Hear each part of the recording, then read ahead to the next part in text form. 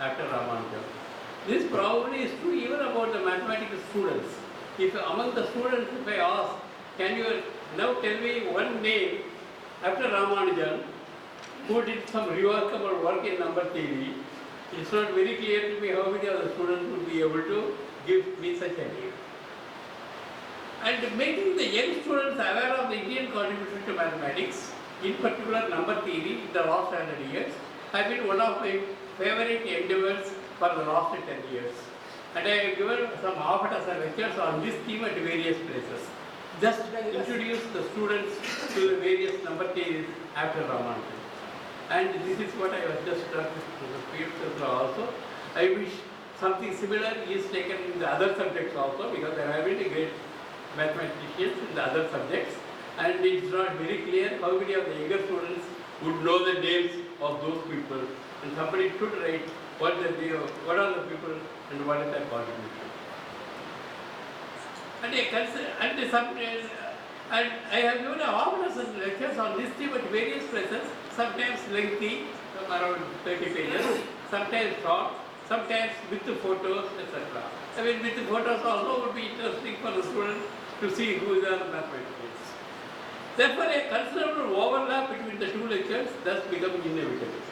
And therefore, that the follow of my lectures essentially would be to introduce some number theories after Ramanujan. It's not that after Ramanujan, the India was devoid of any number theories at all, nobody did anything, and Ramanujan was the only person. That's not true. The people, of course, did not reach the same height as Ramanujan reached, but that is a different point. But they were also internationally famous. These are the names which I want to mention.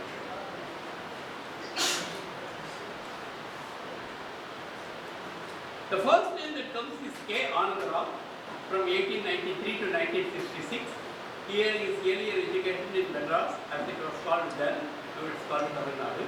Sailed to England in 1914, more or less exactly what it is, and he completed Tripos in 1916.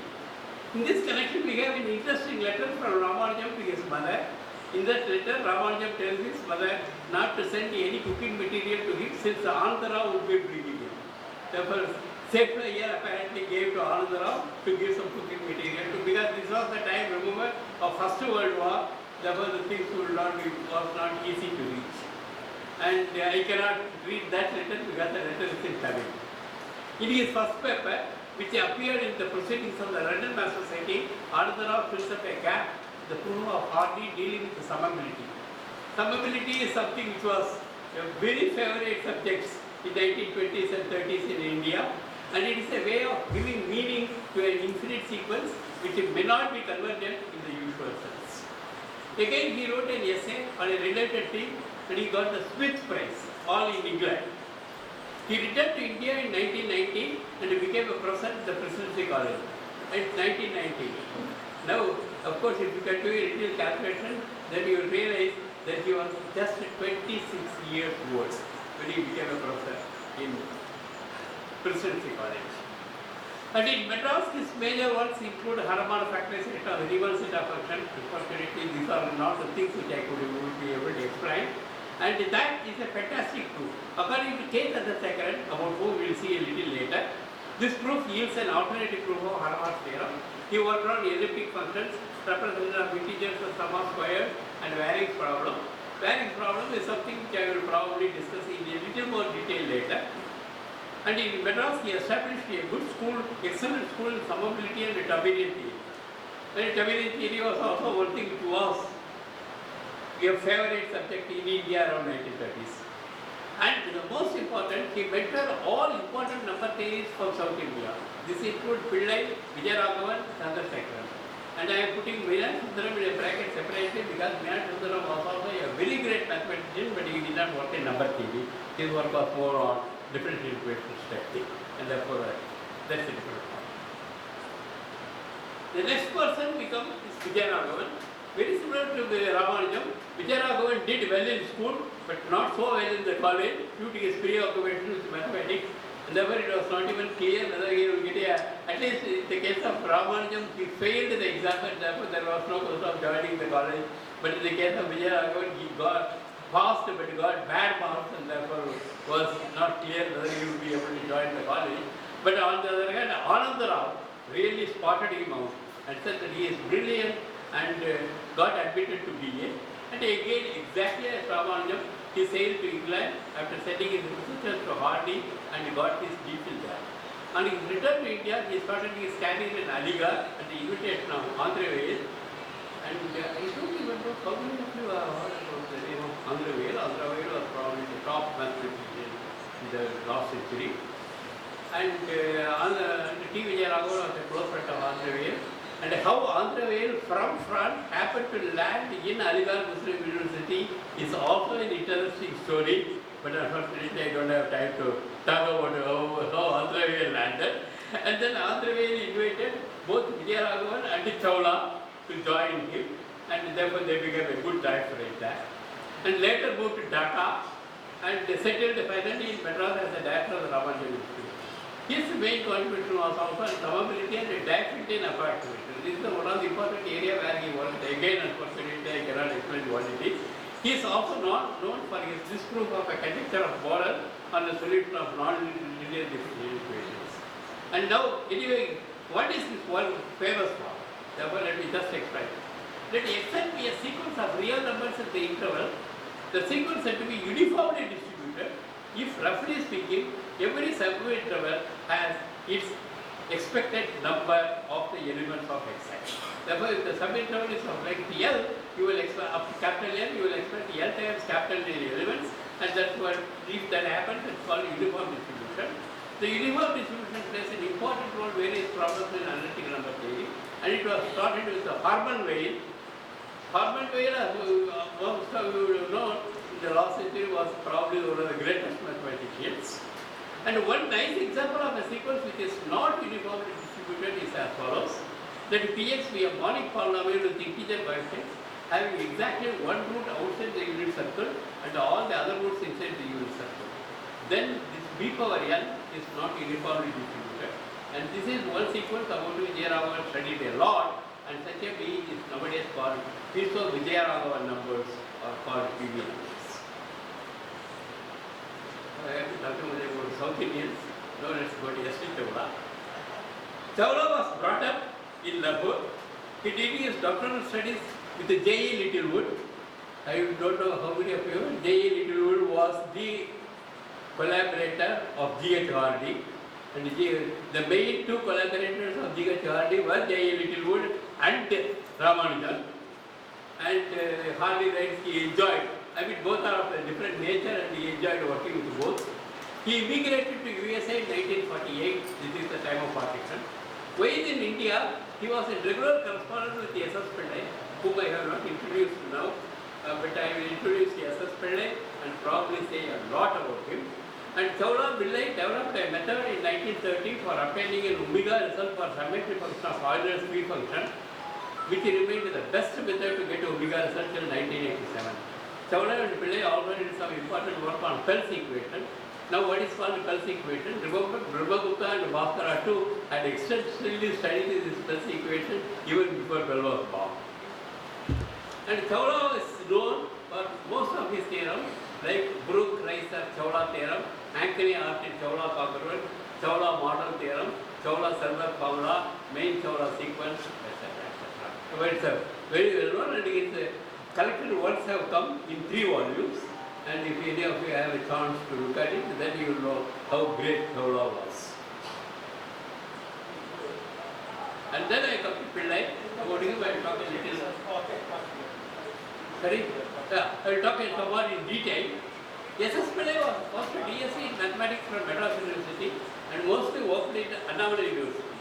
12 years, 1929 to 1941, and then of course he had some misunderstanding in Annamala University, and therefore he wanted to move away, and he went to Trivandrum, and in Trivandrum also he could not stay much, and then he moved to Calcutta University in 1943 at the invitation of Levy, and his end came in a yacht crash in August 1950.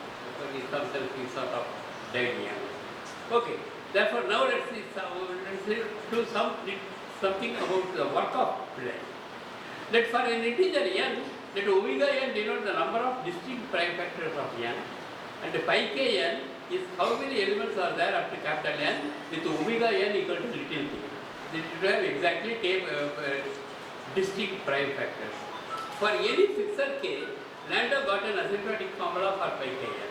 But what happens if k grows to infinity as a function of n? Hardy and Ramanujan proved an upper bound for pi kn for all k. But it is only an upper bound. Incidentally, they used this upper bound to deduce that almost all integers have around log and prime factors. But that's a different story. In 1934, Turan gave a different proof of this result, which gave birth to a new subject called probabilistic number theory. Now, this is one of the important results in number theory, that almost all integers have around the log and prime factors. But it still remained to get an asymptotic formula. Apparently, Hardy used to raise this question in most of his lectures. In 1948, P. L. in an article in Annals of Mathematics, as probably most of you would know, Annals of Mathematics, at least for pure mathematics, Annals of Mathematics is the highest ranking journal. Okay, therefore, a paper in the Annals of Mathematics means it's of a very high class. He solved Erdash, I don't know how many of you don't know. Erdash was a number theory, a combinatorics, a graph theories, and they all combined in one. And in fact, Erdash is the one who has written most joint papers of all the people in the world. And therefore, everybody identifies what is your Erdash number. If you say Erdash number is 1, then you have a paper with Erdash. If Erdash number is 2, then it means that you have a paper with somebody who has an Erdash number 1. Erdash number 3 means if you have a paper with somebody whose Erdash number is 2, etc. And it is almost believed that anybody who has written a joint paper with anybody would have an Erdash number. Because the Erdash can be connected to anybody because he has so many collaborators in so many subjects. Okay. Erdash in an article in Annals of Mathematics solved the problem with k is in a small neighborhood of x. Here x stands for log n. He remarks in the paper, I believe that a formula like 4 holds for k less than cx, but the proof presents difficulties which I have not been able to overcome. This is what Erdash is. In Calcutta, Pillai suggested this problem to his doctoral student L.T. Sathe from Maharashtra and left all his manuscript at the disposal of Sathe. In less than 2 years, Sathe did prove the conjecture of Erdash and thus solved Hardy's problem completely. The proof is elementary in the sense that it does not use complex analysis and runs to 134 pages. And incidentally, this paper was reviewed by one Atli Selberg. As I was talking about Andre Weil, Atli Selberg was also probably the greatest mathematician of the last century. And Atli Selberg reviewed the paper and accepted the paper. But on the other hand, he suggested a simpler proof using complex analysis. And that is now known as the Delberg-Delonge method. I mean, this would not have come to light at all unless Pillai has written paper. And this paper, I understand, was sent to the American Math Society, and whatever happened, it did not get published there. And then it was sent to the Journal of Indian Math Society. And at that time, the person who was the editor of Journal of Indian Math Society was called Professor K. Chandrasekharan. And we shall talk about Chandrasekharan a little more later. And Chandrasekharan immediately found that this paper is a great paper and then requested Selberg to give an advantage because Chandrasekharan already was a great number theorist. Okay. And the second problem which Pillai did is something called Variance problem. Therefore, it is time to explain what is a Variance problem. For that, I should explain what is circle method. Let Pn be the partition function. Circle method is a powerful tool developed by Hardy and Ramanujan. Therefore, always you will go back everything to Hardy and Ramanujan in number theory somehow to get an asymptotic formula for the functions like Pn. It was observed by Hardy and little bit later that this method is also capable of attacking additive problems. Additive problems means representation of integer as a sum of special integers. This is like a Goldbach's conjecture. I assume that all the young students also know what a Goldbach's conjecture is, and a Goldbach's conjecture is still one of the unsolved problems. Yeah. Now what is this variance problem? It was proved by Lagrange that every integer is a sum of 4 squares. Then you take any integer and you can write as x square plus y square plus z square plus w square for some integers x, y, z, w. Therefore, you take 4 square, just sum of 4 squares you take and add them, you will get all the integers. Now you are asking, if it is not squares, if it is cubes or higher power, what happens? Okay. Therefore, let k be a fixed real natural number. Does there exist an integer? Yes, depending upon k, such that every integer is the sum of kth powers with the number of summers at most yes. Can you say that every number is the sum of at most yes kth powers? If such an yes exists, it is related to a little g of k. There is something called a capital G of k in this theory, that is different. Hardy and Little would observe that this problem can be attacked by the circle method, which is developed for the partition function, and proved that the little gk exists.